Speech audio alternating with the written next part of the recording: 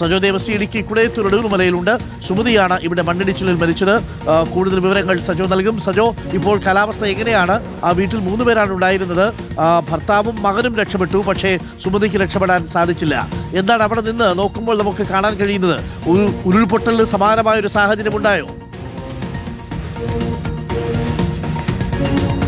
Doctor Arunkumar, ഞാനിപ്പോൾ നിൽക്കുന്നത് കൊടിയത്തൂരിലെ ആടൂർ മലയിലാണ്. അവിടെ യഥാർത്ഥത്തിൽ ആ ഒലിച്ചുപോയ വീടിരുന്ന അതേ ലൊക്കേഷനിലാണ് ഞാൻ നിൽക്കുന്നത്. അതായത് ഇതിന്റെ ഈ മണ്ണിടിച്ചിലിന്റെ, അതായത് ചെറിയ ഉരുൾപൊട്ടൽ എന്ന് പറയേണ്ടി വരും. നമ്മളിപ്പോൾ ഇവിടെയുള്ള തദ്ദേശ സ്ഥാപനത്തിൽ ഉദ്യോഗസ്ഥരായി പറയുമ്പോൾ അവർ പറയുന്നത് ഒരു വലിയ തോതിലുള്ള മണ്ണിടിച്ചിൽ എന്നാണ് പറയുന്നത്. വെച്ചാൽ ചെറിയ ഉരുൾപൊട്ടൽ എന്ന് വേണമെങ്കിൽ വിളിക്കുക. ഇത് അതിന്റെ സോഴ്സ് ആണ് ഈ കാണുന്നത്.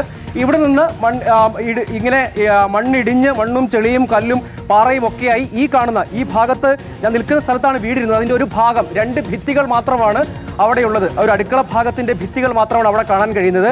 വളരെ ദുർഘടമായ കിഴക്കാന്തൂക്കായ കുത്തനെ താഴേക്കുള്ള ഒരു പ്രദേശമാണ്. ഇവിടെ എത്തിപ്പെടാൻ തന്നെ വലിയ നടന്ന് കയറി കുറേയധികം 1 കിലോമീറ്ററോളം നടന്നു വേണം ഇവിടെ എത്താൻ. അങ്ങനെയാണ് ഇവിടെയുള്ള ആളുകൾ താമസിച്ചുകൊണ്ട്. താഴെ മൺ റോഡാണ്. താഴെ നിന്ന് ഒരു 5 കിലോമീറ്റർ വന്നതിന് ശേഷം മൺ റോഡ് 1.5 കിലോമീറ്ററോളം വരണം. ഇവിടെ ഇവർ ഉറങ്ങിക്കിടക്കുകയായിരുന്നു. ഏതാണ്ട് പുലർച്ചെ 2 മണിയോട് കൂടിയാണ് സംഭവിച്ചതെന്നാണ് നാട്ടുകാരിൽ നമ്മൾ മനസ്സിലാക്കുന്നത്. അപ്പോൾ ഇവിടെ രവി എന്ന് പറയുന്ന ആളുടെ വീടാണ്. സുമതി എന്ന അമ്മയാണ് മണ്ണിൽ അടിയിൽ പുതഞ്ഞു പോയത്. താഴേക്ക് ഈ ദൃശ്യങ്ങളിലേക്ക് പോയാൽ താഴേക്ക് ഒരു 400 മീറ്ററോളം ഇങ്ങനെ കിഴക്കാൻ തൂക്കായ ഭാഗമാണ്. അങ്ങോട്ടേക്ക് മണ്ണും കല്ലും ഒക്കെ ഈ വീട് അങ്ങ് ഒലിച്ചു പോവുകയാണ് ചെയ്തത്. താഴെ നിന്നാണ് ആ അമ്മയുടെ മൃതദേഹം മണ്ണിൽ പൊതിഞ്ഞ നിലയിൽ കണ്ടെത്തിയത്. ഇവിടെ പെട്ടെന്ന് പുറത്തേക്ക് ഇറങ്ങാൻ ഇവിടെ ഉണ്ടായിരുന്ന ഈ വീട്ടിലുണ്ടായിരുന്ന രവി എന്ന ആൾക്കും മകൻ രതീഷിനും കഴിഞ്ഞു. പിന്നീട് തൊട്ടടുത്തുണ്ടായിരുന്ന ആളുകൾ എത്തി അവരെ രക്ഷിച്ച് മറ്റൊരു വീട്ടിലേക്ക് മാറ്റുകയായിരുന്നു.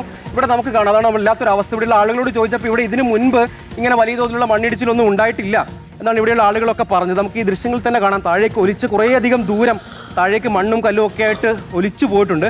ഇവിടെ ഇതിനു മുമ്പ് മണ്ണിടിച്ചിലൊക്കെ ഉണ്ടാകുന്ന ഒരു പ്രദേശമാണ് കേട്ടോ. അല്ല, ഇതിനു മുമ്പ് ആദ്യ സംഭവമാണ്. ഇതിനു മുമ്പ് ഇങ്ങനെ ഉണ്ടായിട്ടില്ല. ഇതിന്റെ മുകളിലുള്ള ഭാഗം ഫോറസ്റ്റ് ആണ്, എലവിഴ പുഞ്ചിറയാണ്. മുകൾ ഭാഗത്തേക്ക് നല്ല കിഴക്കാന്തൂക്കായ പ്രദേശമാണ്. പക്ഷെ അങ്ങനെ വലിയ ദുരന്തങ്ങളൊന്നും ഉണ്ടായ സംഭവങ്ങളില്ല. ഇല്ലില്ല. ഇതിന്റെ അപ്പുറത്തെ വല്ല സംഗമം എന്ന് പറയുന്ന ഒരു ഭാഗത്ത് ഒരു 2 വർഷം മുമ്പ് ഉരുൾപൊട്ടലുണ്ടായിരുന്നു. ഒരു കുടുംബം മൊത്തം പോയായിരുന്നു. ഇതിന്റെ എതിർഭാഗത്ത്, അത് എതിർഭാഗത്താണ്. റൈറ്റ് സൈഡിലായിട്ട് അങ്ങ് ആ ഭാഗത്ത് വരും. ഈ ഭാഗത്തൊക്കെ കുറെ വീടുകളുണ്ട്. ഈ ഒരു ചാലിൽ പക്ഷെ ഒരു വീടേ ഉണ്ടായിരുന്നുള്ളൂ അല്ലേ? ഈ ഒരു ചാലിൽ ഒരു വീടേ ഉണ്ടായിരുന്നുള്ളൂ. പിന്നീട് അവർക്ക് 2 പേർക്കും പുറത്തേക്ക് ഇറങ്ങാൻ പറ്റിയെന്നാണല്ലേ ആ രക്ഷാപ്രവർത്തനത്തിലൊക്കെ ഉണ്ടായിരുന്ന ആളുകൾ പറഞ്ഞത്? അതെ, അവർക്ക് 2 പേർക്കും പുറത്തേക്ക് ഇറങ്ങാൻ പറ്റി. ഈ അമ്മേനെ കൈ പിടിച്ചുകൊണ്ട് പുള്ളി പോയതായിരുന്നു. അപ്പം കൈ വിട്ട് പോയി എന്നാ പറഞ്ഞത്. ഈ മണ്ണ് വന്നപ്പോഴത്തേനും അത്രയും ചെളിയും മണ്ണ് നമുക്കിവിടെ നോക്കുമ്പോൾ തന്നെ കാണാം ഡോക്ടർ അരുൺകുമാർ. അതായത് ഈ വീടിന്റെ ഈ ഭാഗം മുഴുവൻ, ഈ മണ്ണ് മൂടിക്കിടക്കുന്ന ഭാഗം മുഴുവൻ ഒരു വീടായിരുന്നു. ആ വീടിന്റെ ഭിത്തിയും ആ മേൽക്കൂരിയും ഒക്കെ, അതായത് ആ 2 ഭിത്തിയും ഒരു അടുക്കള ഭാഗവും ഒഴികെ, അതാണ് ആ ദൃശ്യങ്ങളിലേക്ക് പോയാൽ ആ 2 ഭിത്തിയും ആ ഒരു അടുക്കള ഭാഗമാണത്. ആ ഭാഗം ഒഴികെ ഇവിടെ ഉണ്ടായിരുന്ന വീട് കാണാനേ ഇല്ല. ആ അങ്ങേ അറ്റത്തൊരു ബാത്റൂമിന്റെ ഭാഗവും ബാക്കി നിൽക്കുന്നുണ്ട്. ബാക്കി മുഴുവൻ ഏതാണ്ട് ഒരു 500-600 മീറ്റർ താഴേക്ക് ഒലിച്ചു പോയി.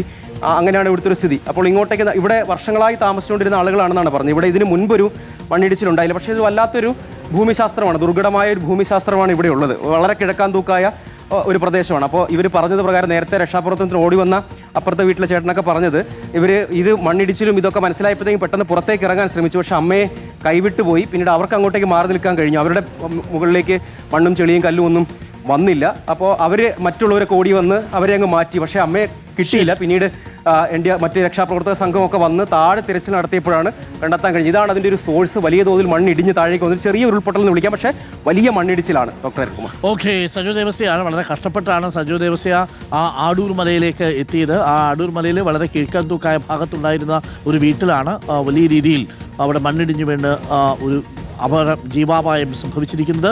സുമതിയാണ് മരിച്ചത്. ഭർത്താവ്, മകൻ ഇവർ 2 പേരും അവിടെ നിന്നും അത്ഭുതകരമായി രക്ഷപ്പെട്ടു.